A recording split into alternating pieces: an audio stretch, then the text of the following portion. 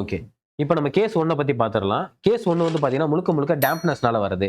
So roof ஸ்லாப்ல வர league, இல்ல நம்ம சங்கன் ஸ்லாப்லேருந்து வர லீக்னால வர பிரச்சனை இது. ரெயின்ஃபோர்ஸ்மென்ட்ஸ வந்து அது வந்து கரோஷன் ஆக்குது. துருப்பிடிக்க வைக்குது. துருப்பிடிக்கும்போது ராடோட சைஸ் வந்து நேச்சரா இருக்கிற சைஸ்ல இருந்து பல்ஜ் ஆகுது. இது வந்து பிரஷர கிரியேட் பண்ணி அந்த கவர் வந்து ஃபெயிலியர் ஆகி கீழ விழுகுது. இதுதான் காரணம் அந்த ஸ்லாப் வந்து கேஸ் 1னால ஃபெயிலியர் ஆனதுக்கு. இது நடக்காம இருக்கணும் அப்படின்னா, நம்ம ப்ராப்பரா நம்ம சங்கன் ஸ்லாப்ப வாட்டர் ப்ரூஃபிங் பண்ணியிருக்கணும். ரூஃப்ல வந்து ப்ராப்பர் ஸ்லோப் குடுத்திருக்கணும். வாட்டர் பெனட்ரேட் ஆகுற இடங்கள் எல்லாம் பெனட்ரேஷன வந்து நம்ம அரெஸ்ட் பண்ணணும். இது ஃபர்ஸ்ட் பாயிண்ட். இது ரூட் காஸ் அட்ரஸ் பண்றது. சரி கீழ வந்து கரோட் ஆயிருச்சு அப்படின்றப்ப, அந்த கரோஷன வந்து நம்ம ரிமூவ் பண்ணிறணும். ரிமூவ் பண்ணிட்டு வயர் பிரஷ்ன்னு இருக்கும். அந்த பிரஷ்ஷ வச்சு ரஸ்ட் ரிமூவ் பண்றது. ரஸ்ட் ஸ்டாப் கெமிக்கல் இருக்கு மார்க்கெட்ல.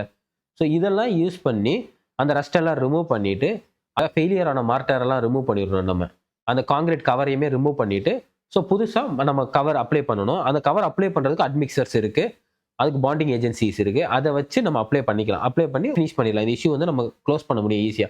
ஒன்ஸ் நம்ம அந்த ரூட் காஸ் ஆன அந்த டேம்ப்னஸையும், வாட்டர் லீக்கையும் இந்த இடத்த நம்ம அரெஸ்ட் பண்ணிட்டோம் அப்படின்னா அவ்வளவுதான். நீங்க இறங்கல அப்படின்னா, அந்த ஸ்லாப் வந்து இன்னும் ஃபர்தரா அதோட சர்வீஸ வந்து நம்ம அனுபவிக்க முடியும். அது வந்து நமக்கு எந்த ஒரு இஷ்யூவும் குடுக்காது. இது வந்து கேஸ் 1ஓட ப்ராப்ளம் அத அட்ரஸ் பண்ற பத்தி சொல்லியிருக்கேன். இப்ப கேஸ் 2 நம்ம அப்கமிங் வீடியோஸ்ல பார்க்கலாம். Stay connected.